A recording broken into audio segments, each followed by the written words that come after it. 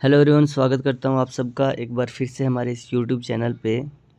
आज की क्लास में हम डिस्कस करने वाले हैं प्रीवियस ईयर क्वेश्चंस मेटल्स और नॉन मेटल्स के रिलेटेड। आपकी स्क्रीन पे फर्स्ट क्वेश्चन रहा, which of the following is a characteristic property of metal. इन नीचे जो पॉइंट्स दिए हुए हैं इनमें से कौन सी ऐसी प्रॉपर्टी है जो एक कैरेक्टरिस्टिक प्रॉपर्टी है मेटल की। ऑप्शन ए है high ionization energy, option B है poor electrical conductivity, option C है मेलिबिलिटी और ऑप्शन डी है low melting point. Right answer इसका अगर हम बात करें करेक्ट आंसर की, तो करेक्ट आंसर है हमारे पास malleability. Malleability is the right answer. Explanation की बात करते हैं हम। Metals are generally characterized by their malleability. Metals की कैरेक्टरिस्टिक प्रॉपर्टी होती है मेलिबिलिटी। इट मीन्स कि अगर हम किसी भी हैमर से मेटल्स को मारें तो वो थिन शीट्स में कन्वर्ट हो जाता है, उसी प्रॉपर्टी को हम मेलिबिलिटी भी कहते हैं। अगर हम कंडक्टिविटी की बात करें तो मेटल्स की जनरली हाई इलेक्ट्रिकल कंडक्टिविटी होती है, पुअर कभी भी नहीं होती है।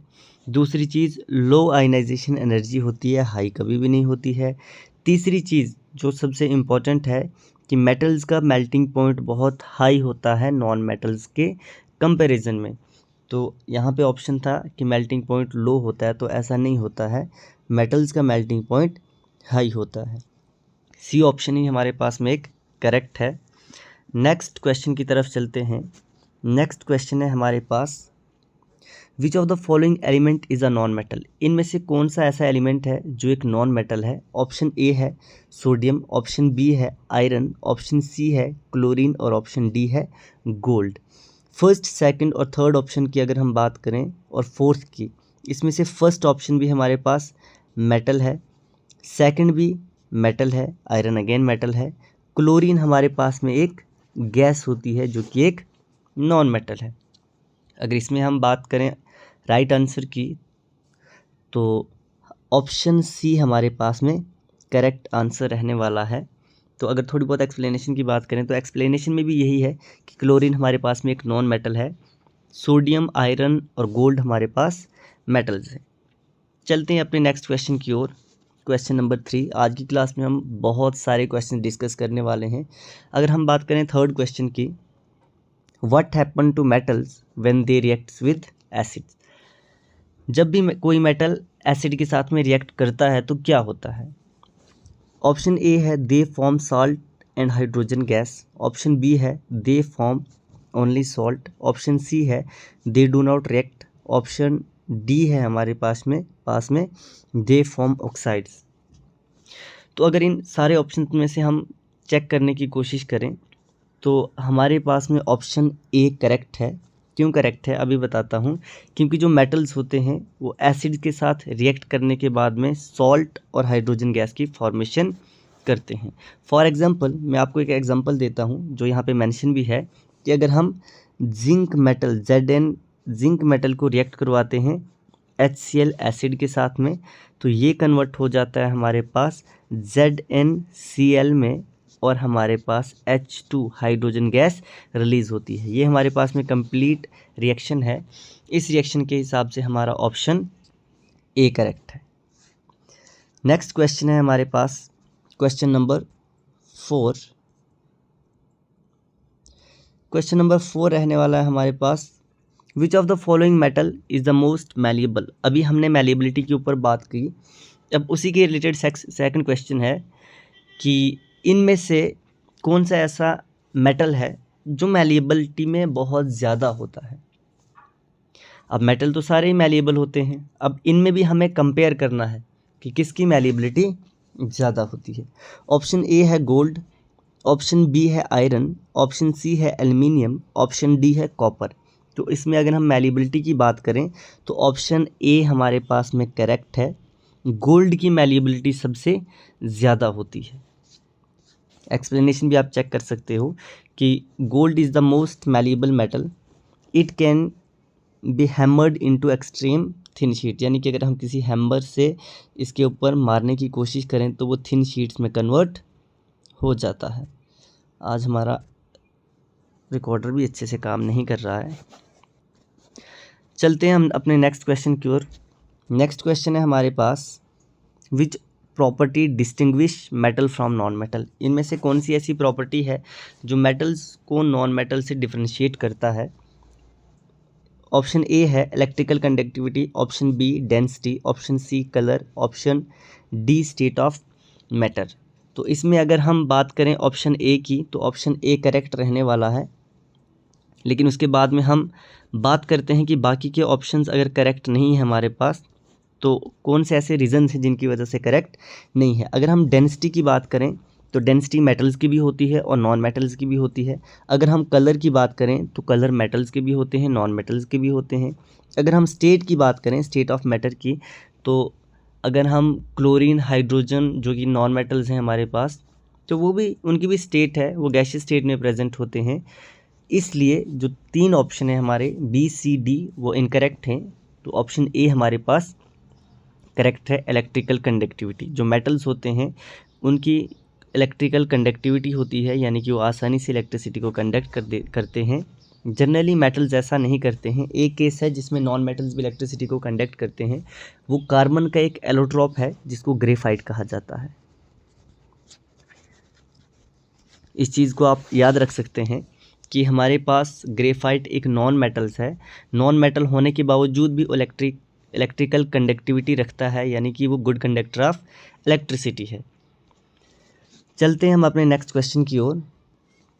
नेक्स्ट क्वेश्चन है, विच of the following is a property of non metal. अब नॉन मेटल्स के रिलेटेड पूछा जा रहा है कि इनमें से कौन सी ऐसी प्रॉपर्टी है जो नॉन मेटल्स की है। पहली है हाई डेंसिटी, सेकंड ऑप्शन है high melting point, third option है brittle in solid state, fourth option है good thermal conductivity.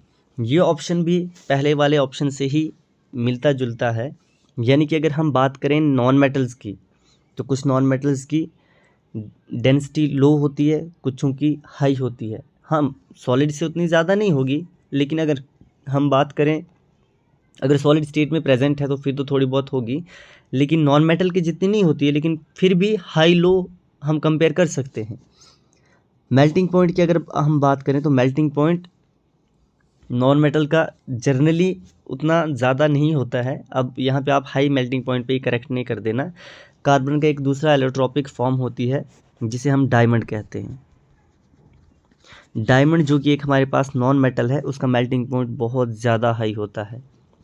Good thermal conductivity, तो थर्मल कंडक्टिविटी की अगर हम बात करें तो कुछ मेटल्स की होती है, जैसे मैंने अभी आपको एग्जांपल बताई। उसके अलावा ब्रिटल इन सॉलिड स्टेट। तो अगर हम इसमें बात करें तो ऑप्शन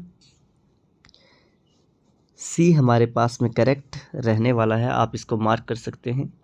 नेक्स्ट क्वेश्चन की ओर चलते हैं हम कि नेक्स्ट क्वेश्चन क्या है हमारे पास, which metal is known for its high resistance to corrosion. देखो ये बहुत इंपॉर्टेंट है। जनरली हम डिस्कस करते हैं कि मेटल्स में कोरिजन लगता है, जंग लगता है, हर मेटल में ही जंग लगता है, लेकिन यहाँ पे कंपैरिजन पूछा हुआ है कि इनमें से कौन सा ऐसा मेटल है जिसका कोरिजन पावर बहुत कम होता है, यानी कि उसमें आसानी से जंग नहीं लगता है। कंपैरेटिवली बाकी मेटल से थोड़ा कम प्रोसेस होता है कोरिजन का उसमें। अगर हम आयरन की बात करें, फर्स्ट ऑप्शन आयरन है, सेकंड जिंक है, थर्ड सिल्वर है और फोर्थ प्लेटिनियम है। तो अगर हम बात करें प्लेटिनियम की, इनमें से वैसे अगर हम गोल्ड इन जनरल बात करें तो जो गोल्ड है उसका जो कोरिजन का रेजिस्टेंसी है वो बहुत कम होती है। गोल्ड में भी आसानी से जंग नहीं लगता है, इट मीन्स कि वो कम रिएक्टिव होता है। लेकिन अगर ये जो ऑप्शन आपको बताए हुए हैं, अगर इनमें आपको कंपेयर करना है तो वो आपके पास में ऑप्शन डी करेक्ट रहने वाला है। प्लेटिनियम में आसानी से जंग नहीं लगता है। ऐसा नहीं कि लगता ही नहीं है, बहुत स्लो प्रोसेस होता है, बहुत लीस्ट प्रोसेस होता है। नेक्स्ट हम बात करते हैं क्वेश्चन नंबर 8 की। तो which type of bonding is typically found in metals. इनमें से कौन सी ऐसी टाइप की बॉन्डिंग है जो जनरली मेटल्स दिखाते हैं। फर्स्ट है आयनिक बॉन्डिंग, सेकंड है कोवेलेंट बॉन्डिंग, थर्ड है मेटलिक बॉन्डिंग और फोर्थ है हमारे पास हाइड्रोजन बॉन्डिंग। तो अगर हम बात करें, थोड़ी स्पेस चाहिए थी मुझे। अगर हम बात करें आयनिक बॉन्डिंग की, तो आयनिक बॉन्ड तब होता है जब कोई मेटल नॉन मेटल के साथ में जुड़ा हुआ होगा, तब जाके उनके बीच की जो बॉन्डिंग होगी वो आयनिक होगी। जैसे आपके पास में NaCl है, इसके बीच में आयनिक बॉन्डिंग होती है। Covalent bonding shared pair electron की वजह से होती है। Generally covalent bonding non metals के ही बीच में होती है। अगर मैं अभी आपको एग्जांपल दूं, एक हाइड्रोजन ने दूसरे हाइड्रोजन के साथ बॉन्ड बनाया हुआ है, या फिर एक नाइट्रोजन ने दूसरे नाइट्रोजन के बीच में बॉन्ड बनाया हुआ है, तो इनके बीच में ये वाला जो बॉन्ड होगा तो ये कोवेलेंट ही होगा जनरली। तो मेटल है तो आप आसानी से समझ ही सकते हो कि मेटल है तो कैसी बॉन्डिंग दिखाने वाला है, मेटलिक बॉन्डिंग दिखाने वाला। कहीं कहीं पे थोड़ी बहुत प्रॉपर्टीज़ ऊपर नीचे होती हैं, लेकिन केमिस्ट्री में एक चीज़ याद रखना, ऐसा लगता है कि ऑप्शन सारे ही करेक्ट हैं, लेकिन होता कोई एक ही है। अगर हम बात करें इसमें राइट आंसर की, तो करेक्ट आंसर हमारा ऑप्शन सी रहने वाला है, क्योंकि मेटलिक बॉन्डिंग डोमिनेट करती है। अगर हम बात करें अपने नेक्स्ट क्वेश्चन की, तो नेक्स्ट क्वेश्चन है हमारे पास, which metal is a good conductor of electricity. Sorry, non metal था। Which non metal is a good conductor of electricity. इनमें से कौन सा ऐसा मेटल है जो good conductor of heat and electricity है। अगर आपने ऊपर वाले क्वेश्चंस को ध्यान से देखा होगा तो आप इसका आंसर बता सकते हो। पहला है सल्फ़र, कहीं कहीं पे आपको सल्फ़र की स्पेलिंग SULPHUR भी देखने को मिल सकता है, तो वो करेक्ट है, दोनों करेक्ट हैं। सेकंड है कार्बन, थर्ड है फास्फोरस और फोर्थ है आयोडीन। अभी मैंने आपको बताया कि कार्बन की एक एलोट्रोपिक फॉर्म होती है जिसे हम ग्रेफाइट कहते हैं, तो वो गुड कंडक्टर ऑफ इलेक्ट्रिसिटी होता है। तो यहाँ पे हमारा राइट आंसर रहने वाला है, कलर चेंज कर लेते हैं, यहाँ पे हमारा ऑप्शन बी करेक्ट रहने वाला है। Option B is the right answer. चलते हैं अपने नेक्स्ट क्वेश्चन की ओर। नेक्स्ट क्वेश्चन है हमारे पास, नेक्स्ट क्वेश्चन है,